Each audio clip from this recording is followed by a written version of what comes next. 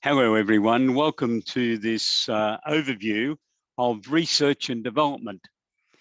We are proud to advise that ESS BIZTOOLS has developed a research and development product package, which we believe will assist small and medium-sized accountancy firms to be able to assist your clients who have done some tinkering in the last year or so, especially with COVID-19 restrictions and work at home requirements.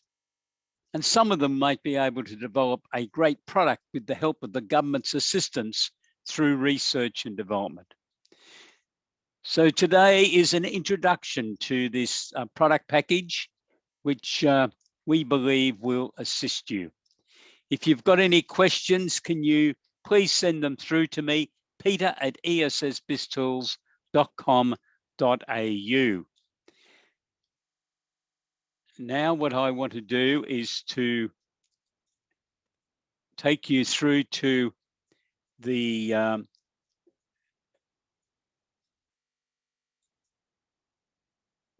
website of ESS BIZTOOLS. So this is the members homepage of ESS BIZTOOLS.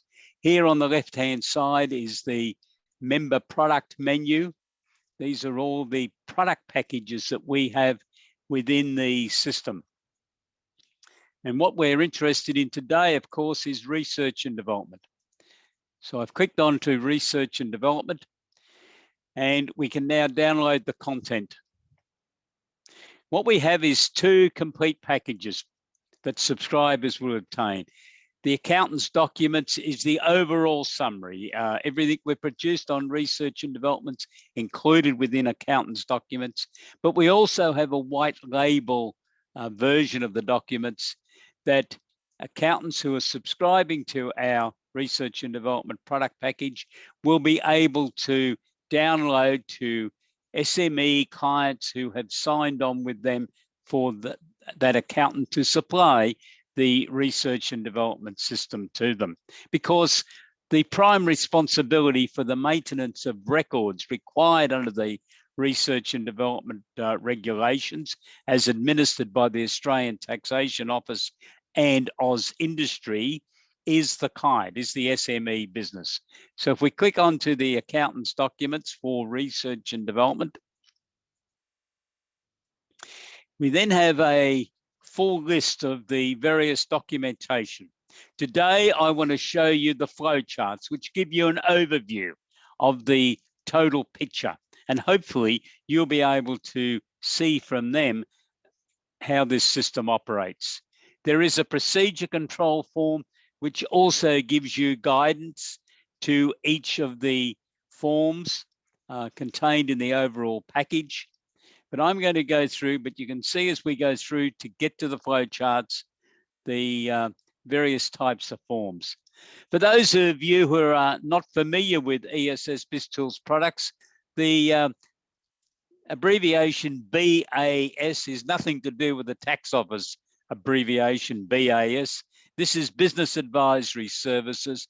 And we were using that before the Taxation Office settled on that terminology for business activity statements. So we've retained it. So that's what the BAS is.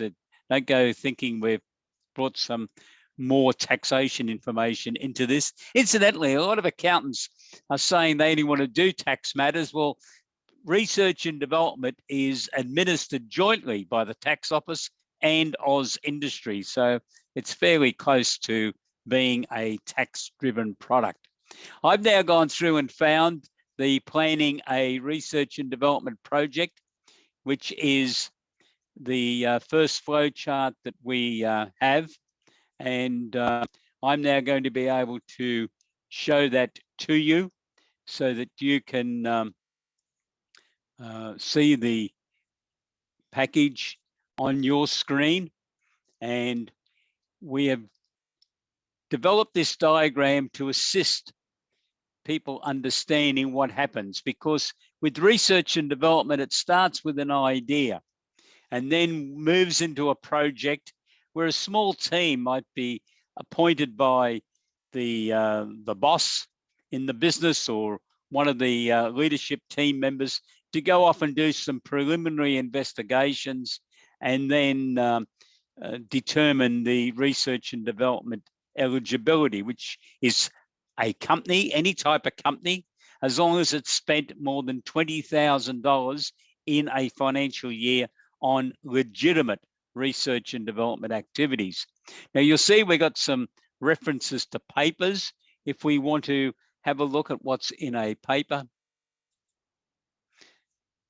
it's a matter of looking at it. So you receive an executive summary, which gives you an overview of what's included within the paper. And then we want to see the paper itself.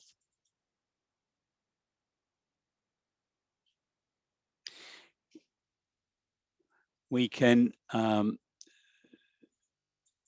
stop share, we'll bring it up and we will show you that paper, which is what you have on your screen, and you can read the contents.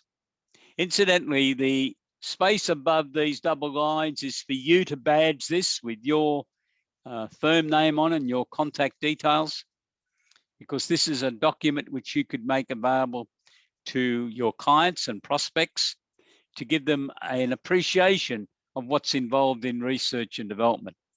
So this is the paper that corresponds to this first flow chart. There are 12 of them in total.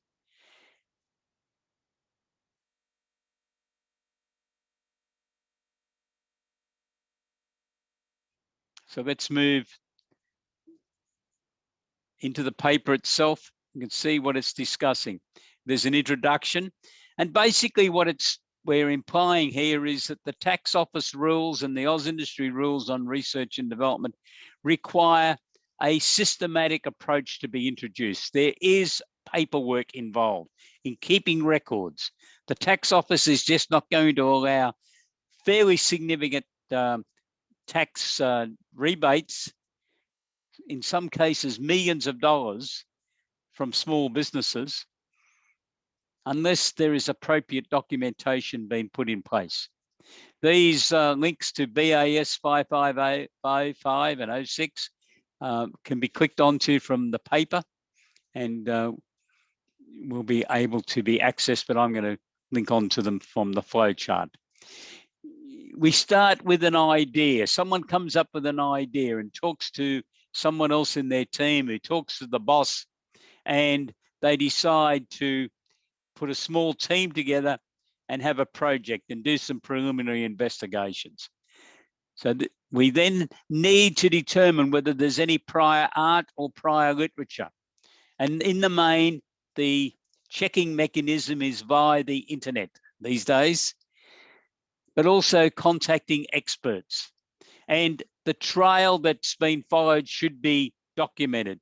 Copies of what's been found or not found on the internet needs to be recorded, because it might be 3 to 4 years later before the company receives an inquiry from the tax office as to what prior art searches were done for a particular project, and the company needs to be able to respond to that with those documents, which might be 3 to 4 years old, or would be 3 to 4 years old.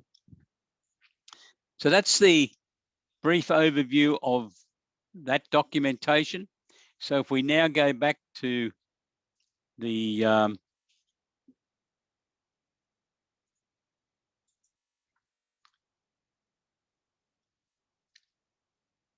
sharing of the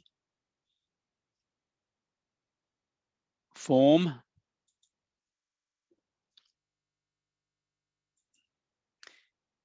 on the flow chart, we'll continue on the journey. And at this stage, after you've done your research and development eligibility, and I've told you what that is, over $20,000 in 12 months by a company on research and development projects. I'm mainly talking today about companies with turnovers under $20 million when I refer to tax rates. We then need to start the systematic progression of work. That's the prior art searches, perhaps appointing an R&D manager or having an R&D manager getting involved. And one of the key requirements is for the company to be able to identify the core research and development project. What are they trying to achieve? What's going to be new knowledge? And is this knowledge not currently known?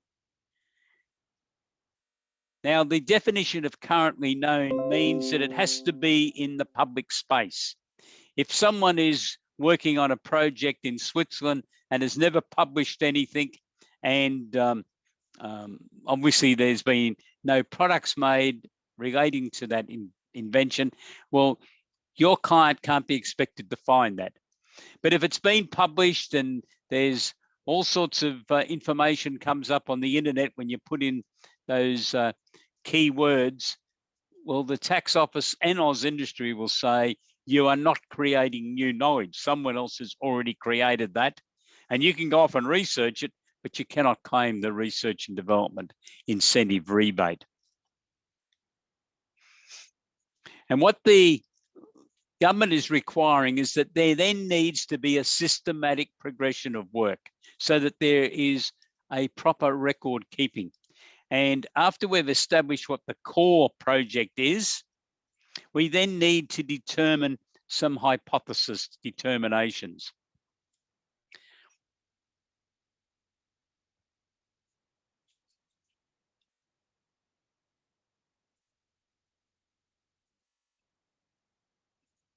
And we'll have a look at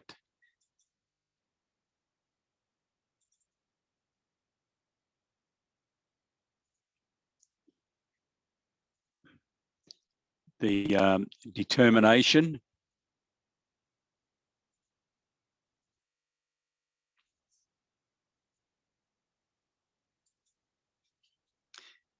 And we'll just go on to here.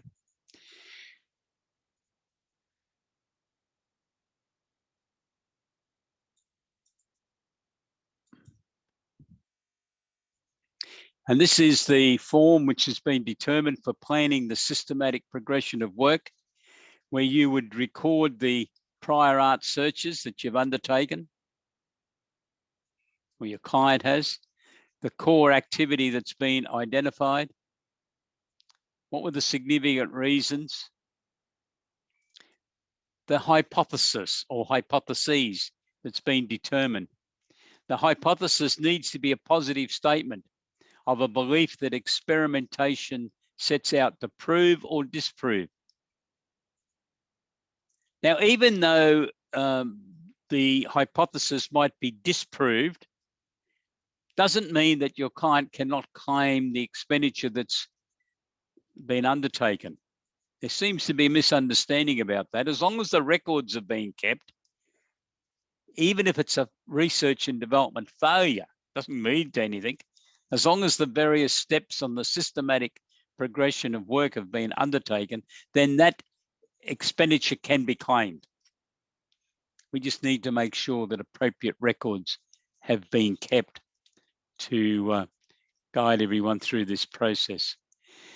It's a good idea to contact some competent professionals, university people, professional consultants, and get their input as to what they think about the core project, because they might volunteer that, look, someone else has already done that, and here's the details. Now, if your client is trying to do something that is similar but is different, well, the point is arguable that they can proceed and be able to claim research and development.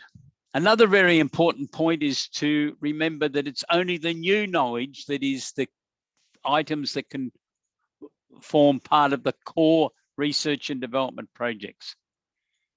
The new knowledge. So if there's new knowledge needed, but there's already a whole range of known information, that known information is not part of the activity. But there is the concept of supporting research and development. So to undertake the research into the core research and development by proving or disproving the hypotheses, some items could be placed into supporting research and development. So for argument's sake, I'm involved in a research project which is to do with milk. And there's three or four projects that this company is undertaking, which are all to do with milk. Some of the cows in the herd are being milked to determine the acid to obtain the milk that's necessary. The milking of the cows who are part of the research and development exercise is a supporting research and development activity that's very necessary to be able to secure the quantities of milk that are required each day for the core research and development experiments to be undertaken.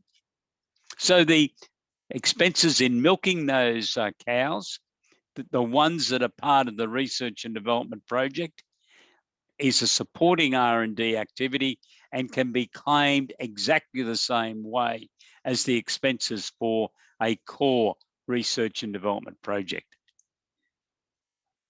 I hope that that's clear to you. So that's how this form works. It is taking us through to obtain various information. It's highly recommended that all of this is recorded as you instigate, or your client instigates a project, because this is the requirements under the legislation, not to sit down and write it up in 3 years' time when there's an inquiry from the tax office, because the tax office auditor might be standing at the door and it's too late then. What advice did you get from experts? What other material did you identify?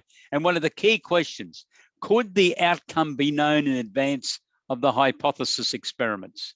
Your client must be able to answer hand on heart, no.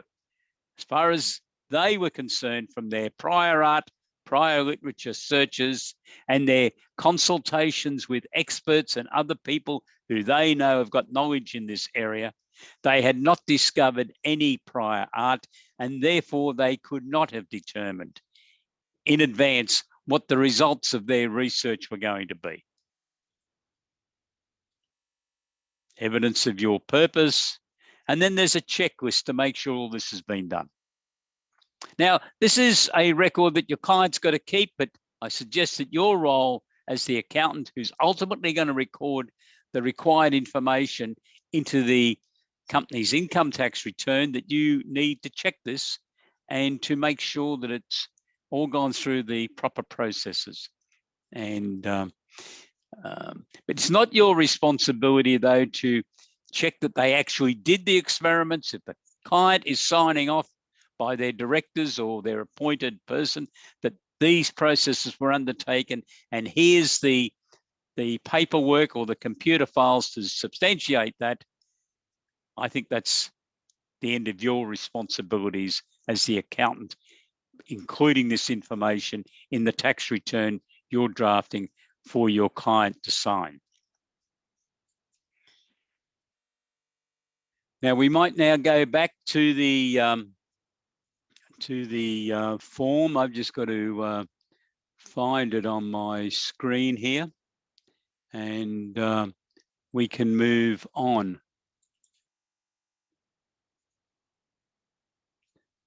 That's that one.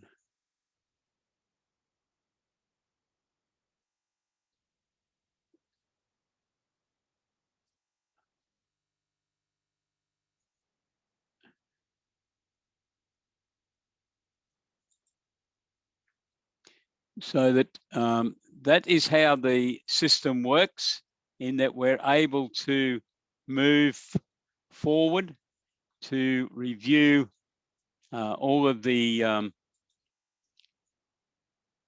information to show you the progress through. My apologies then, I just couldn't pick up that flow chart in the form. So at the end of that process, we could then look at the role of the board of directors. Board of directors should be approving research and development projects. And we might then want to go on to the next flow chart, which we've called FC 051.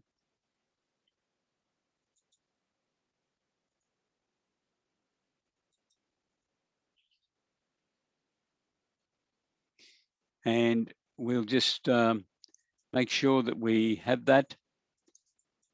And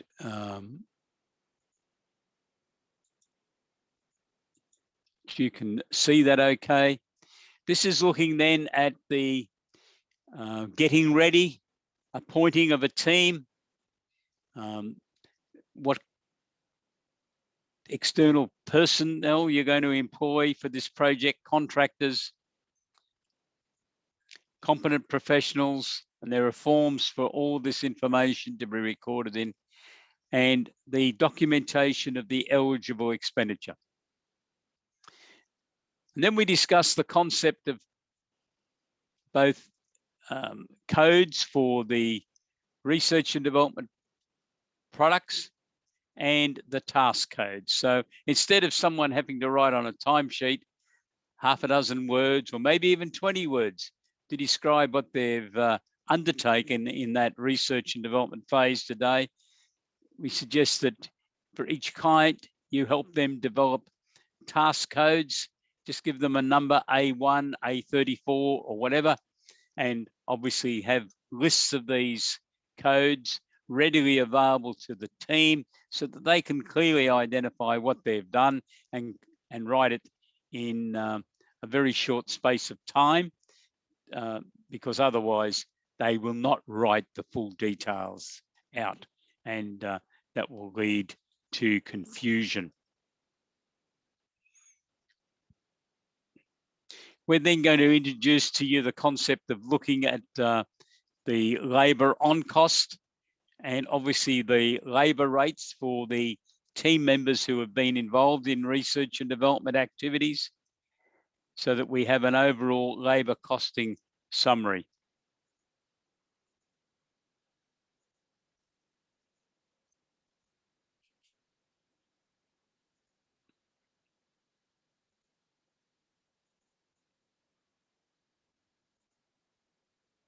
And we might move on to the next form.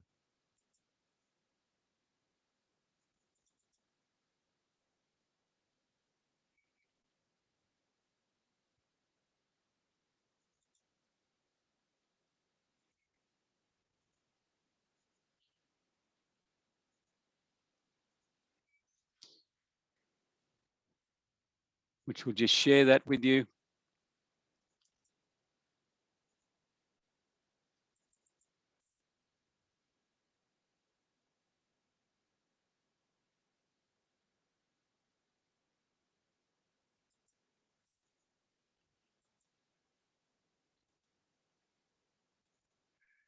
And that's the form where we're planning the research and development work project. And this is where it's becoming serious. A team's been formed. The board of directors has approved the project. The team leader for the R&D project then, I think, would be well advised just to double check on the prior art before the company starts spending real money. And then identifies if any work the company believes cannot be performed in Australia, because an application then needs to be submitted to the tax office. It's called an overseas finding, and full details have to be submitted as to the reasons the company believes that the work cannot be undertaken in Australia, and the legislation has some specific exemption details, and they're summarised in that BAS form 5510. The company can also there lodge a application to AusIndustry and the tax office for prior approval for their total project, and that is called an advanced finding. It's 5508.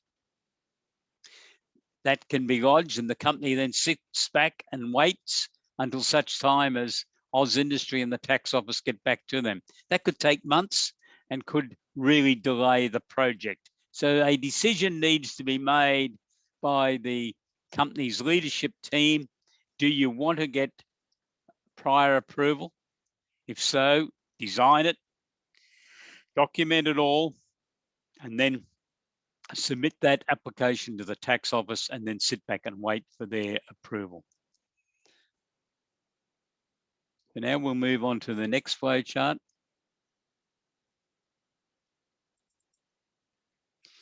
If you've got any questions and that you would like answered to, and obviously if you've got questions, we'd like to hear from you so we can give you the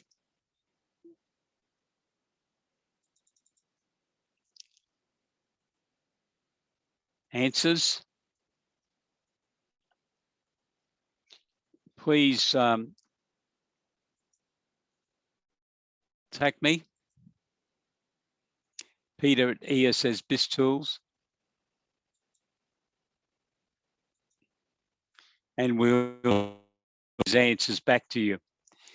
Now, this particular flow chart is talking about protection of intellectual property developed from R&D activities. You won't see any of this mentioned, as far as I know, by the tax office or Oz Industry, because they're not particularly worried about your client protecting their intellectual property, but you should be, shouldn't you? And so should the company. So we've introduced this material in here to make sure that assignment of intellectual property, confidentiality agreements have been signed by the individual team members that are involved.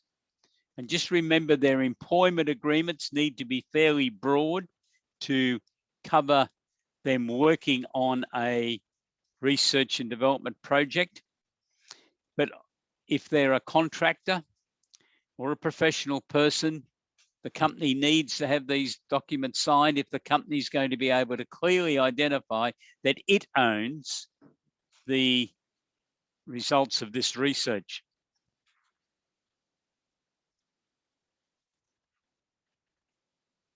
And we're suggesting that the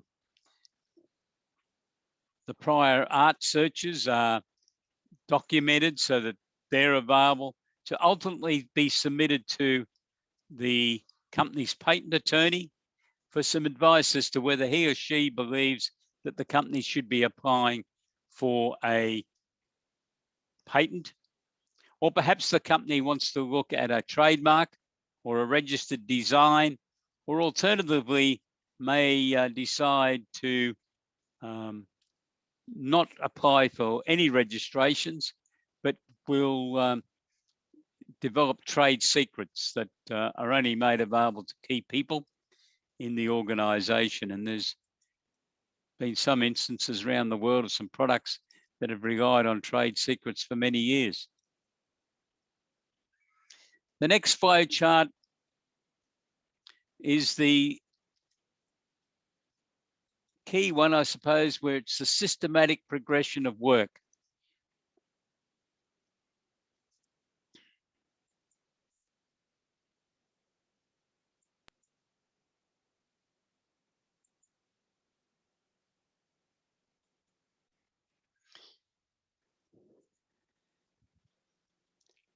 This is when the various components of the project are now coming together, and we need to be recording the experiments that have been conducted. What was the outcome? What was done? And the experiments need to be lined up with each of the core research and development projects and the hypotheses that have been selected.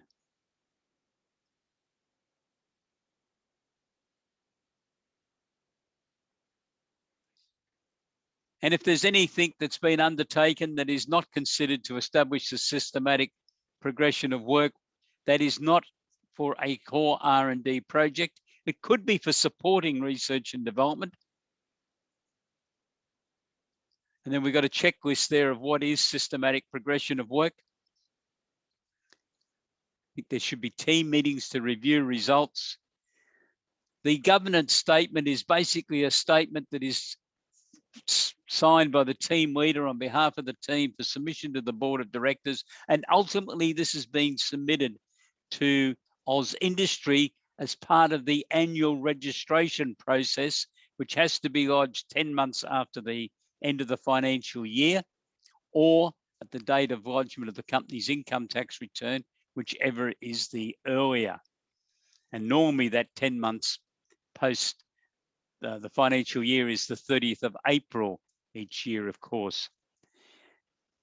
So the governance statement would be signed, and that is basically saying that all of the research and experimentation that's been summarized in the documentation was correctly undertaken, with the time has been recorded, and that should then be a report that's been submitted to the company's board of directors to inform them as to what has happened in this research and development journey.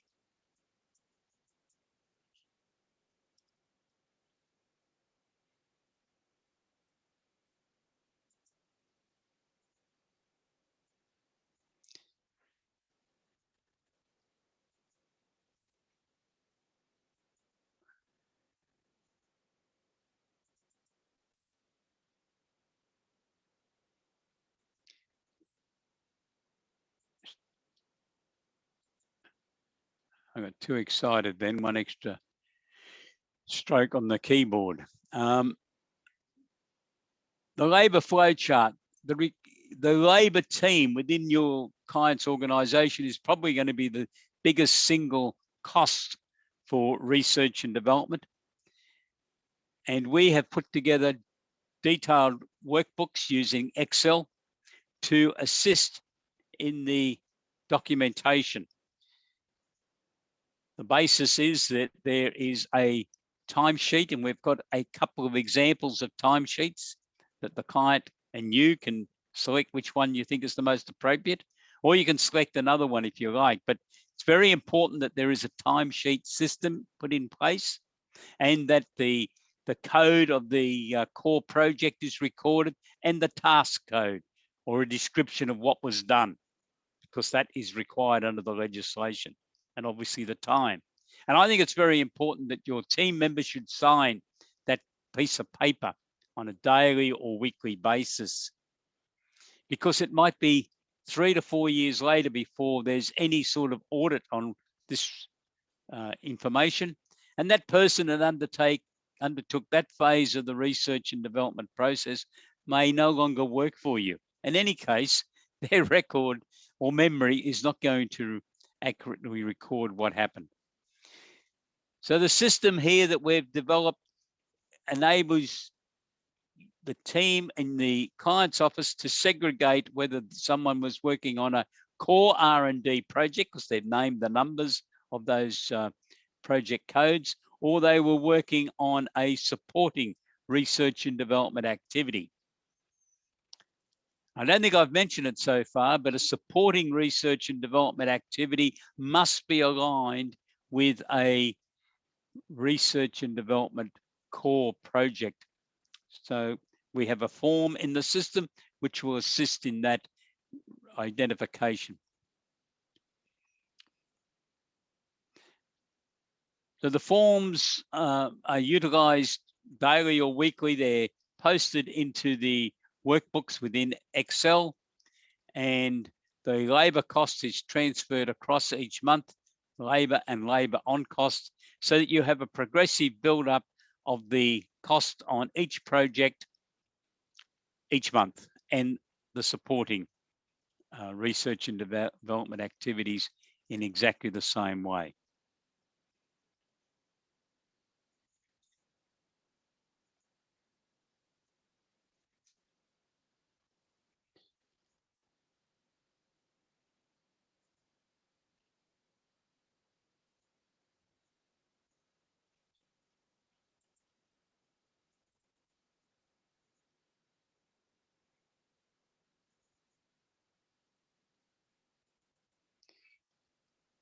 We're then going to move into the contractors' costs.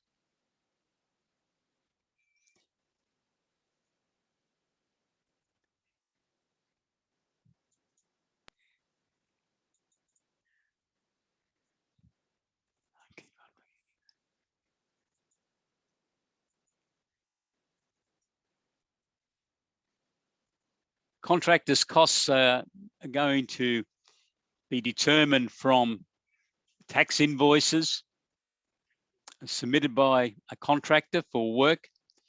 Obviously, in the purchase order, the company should have identified what this work was for, which research and development product code it was for, or it could have been for a supporting research and development activity. And then the contractor costs need to be identified, whether they're for core R&D or for supporting R&D, so that the information is available.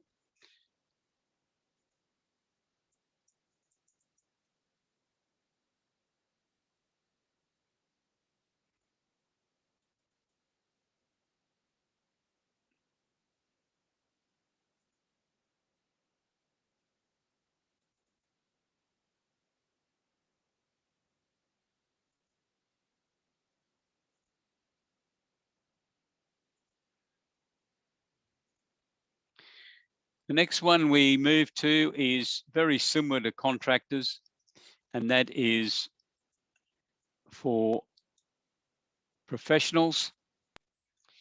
Professionals could be someone that's a consultant involved in their own business. A significant number of them will be associated with universities.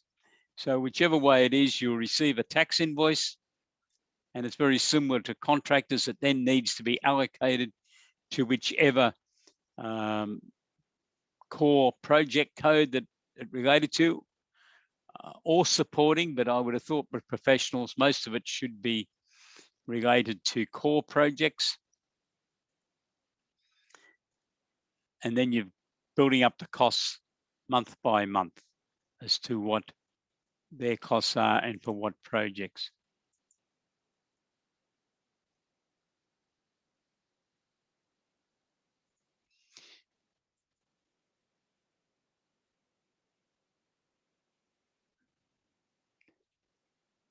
We then have the other direct costs, which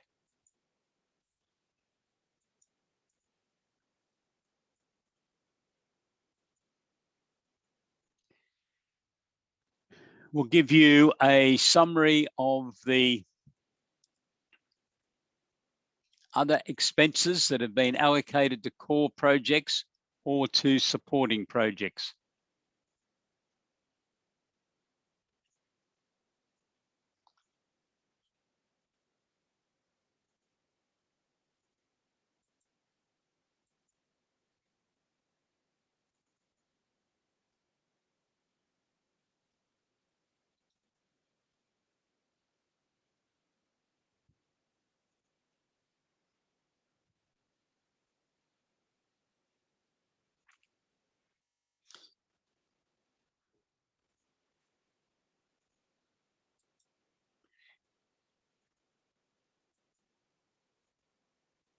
The next one is looking at supporting research and development expenditure.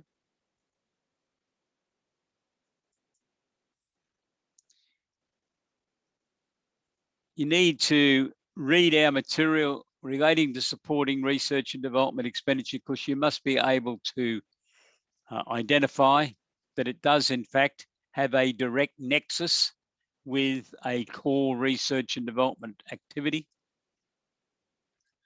And we've got some material in the key paper 052060, which looks at a whole range of activities that could be supporting research and development. Pardon me, but in some cases will not be. Software is a difficult area, and we have some material within the system to guide you through the conversation that you would have with your client relating to software. You could submit an advance finding to the tax office in Oz Industry to get a ruling before the client embarked on expenditure that they're only undertaking because they could claim the research and development incentive rebate if it's to do with software development. And it's in a grey area, which we've explained in the paper.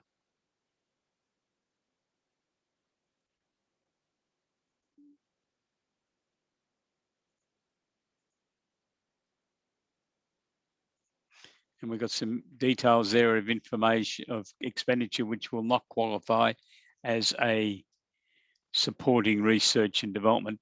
One of the key consideration is, what was the dominant purpose? Was the dominant purpose to support a core research and development activity. That's the important thing.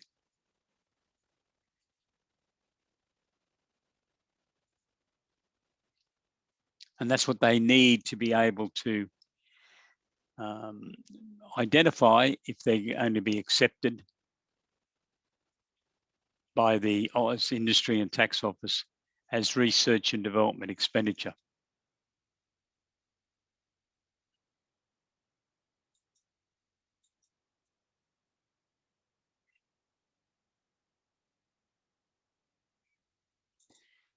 We now come to a very interesting area in all of this to do with research and development, and that is the feedstock adjustment.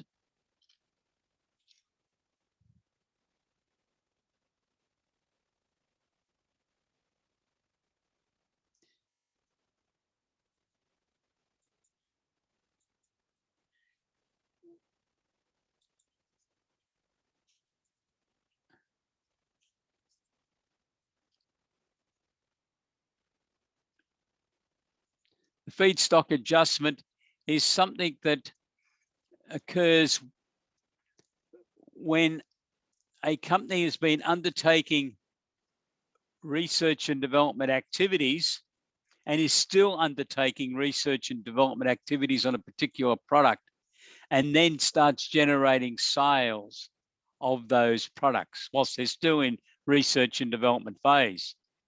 The government says, well, hang on, that's wonderful. We're very happy that you're able to sell some of this product which you're undertaking research and development on, but we're allowing you a tax benefit because this project or this component is still in research and development. So we now want to claw some of it back, some of the benefit.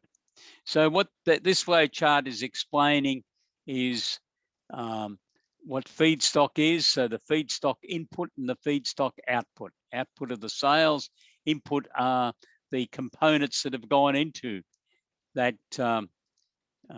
product, which could be the material, labor on costs, other costs, energy, decline in value of assets.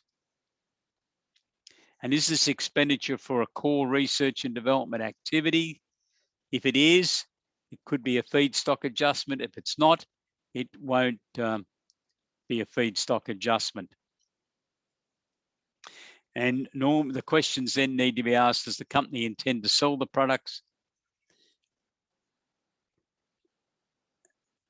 And then we end up with a feedstock adjustment. So the feedstock adjustment is able to then be calculated.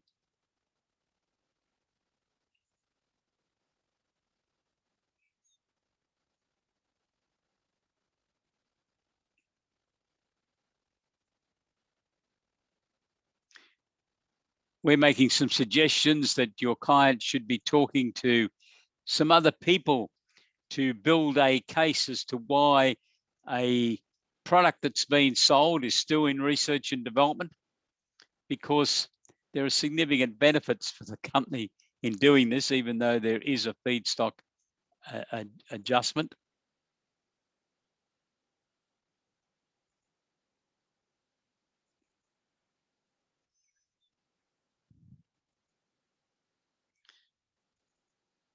So the feedstock adjustment is determined by taking 33 1/3%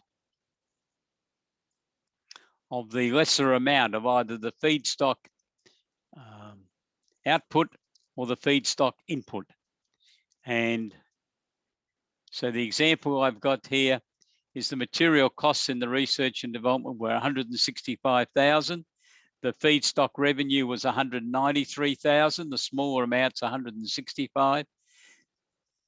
33 1/3% of the 165 is 54,945. And the feedstock adjustment is then the tax rate at 26%, because we're dealing with companies under 20 million in turnover, which would mean that in the company's tax return, there's a tax adjustment coming through of $14,285. It doesn't actually adjust the research and development incentive rebate.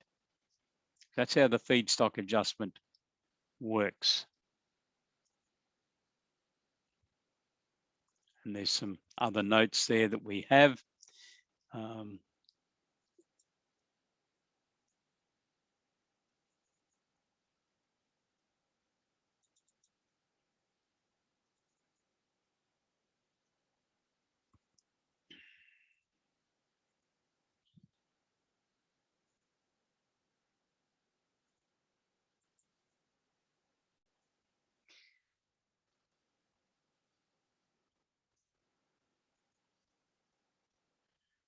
It didn't click through then. I'll just have another go.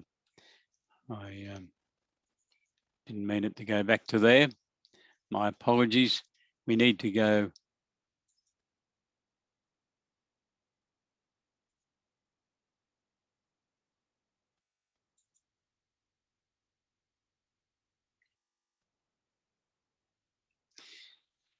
And here we have a summary of the flowcharts for the determination of new knowledge, the record keeping. So what we're trying to show here, and hopefully this is able to be understood, of the costs that have all been built up in the workbooks that we've created of labour on costs, contractors costs, competent professional costs, and other direct costs, how they're flowing through to the project codes, the core R&D projects, and the supporting R&D activities.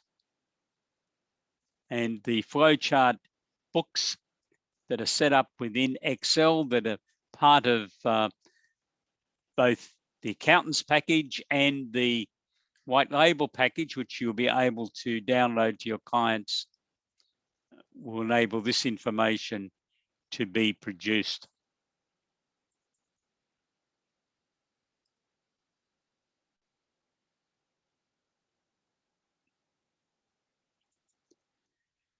And then we get to the final information that we're trying to achieve out of this whole process, and that is the research and development tax incentive claim. And this is the information to be provided to you as the accountants by your clients. It's going to come out of the system. So you're going to receive the costing of the progressive research and development project codes. These are the core codes for labour, contractors, competent professionals, and other direct costs. And you're also going to be supplied the costs of the supporting items. You should then be reviewing the profit and loss account to determine the sales of items that are considered to be within that feedstock category. So the basic definition is a product that is still in R&D, that sales have been made of it. What are the sales value and what are the expenses of that product? So that the feedstock adjustment is able to be calculated. Payments to associates is another important area that as the accountants you need to be aware of, because the R&D tax incentive rebate only allows a claim to be made for the physical payment to an associate, not any accrual of what's owing to an associate. You can only claim it for the R&D incentive payment when the payment has actually been made. So that obviously covers wages and salaries, but bonuses and any sort of professional service arrangement. It has to be physically paid into that associate's bank account for a claim to be made. So we then get a list of the research and development projects as at the end of the financial year.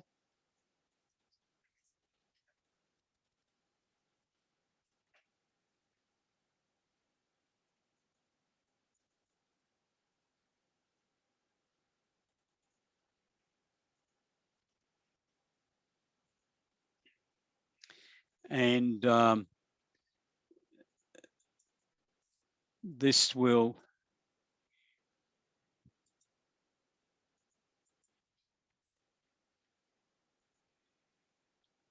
give you the type of information that we're recommending, that you prepare the project code, what the title is, date commenced, last entry, and what's the cost being. And you've got all the supporting evidence to substantiate that. And if you then wish to look at the cost for the other items, that you're able to do so.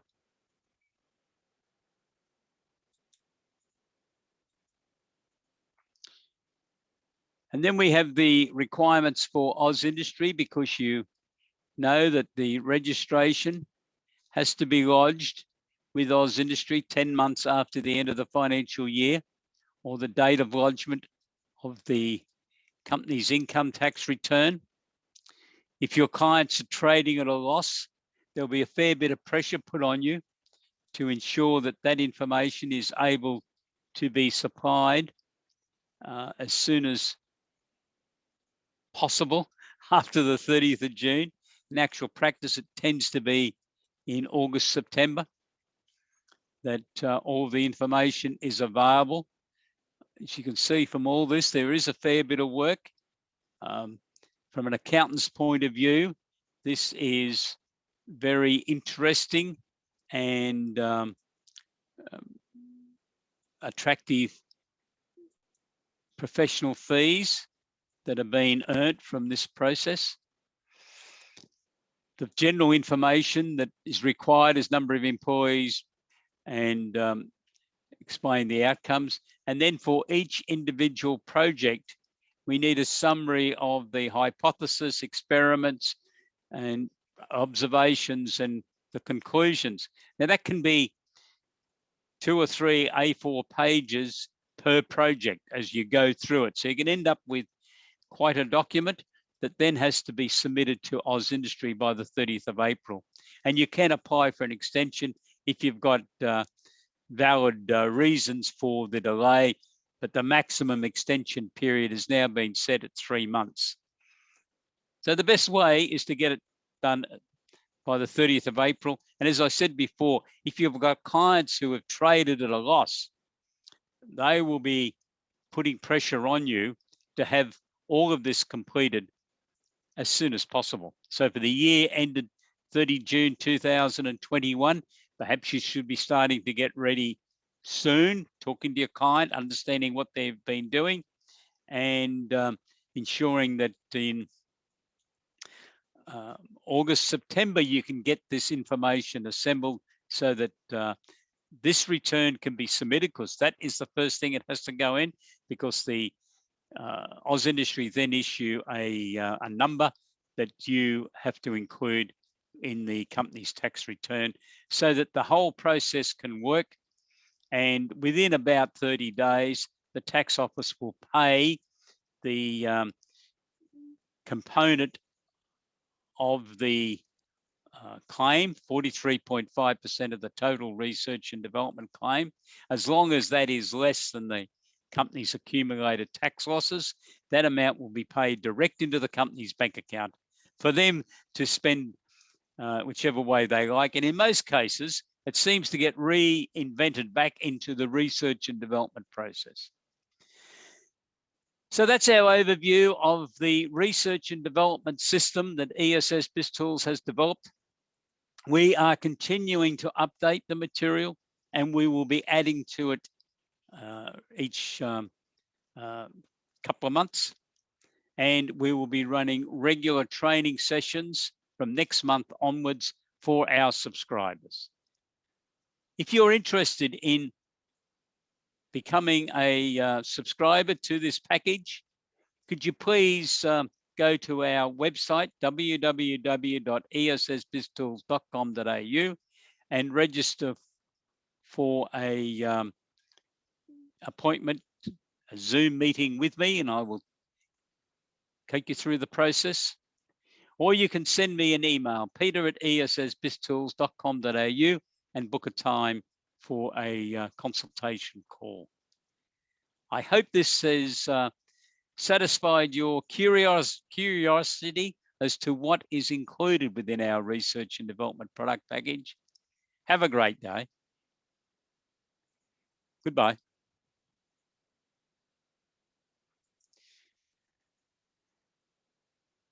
And I look forward to hearing from you soon. Thank you.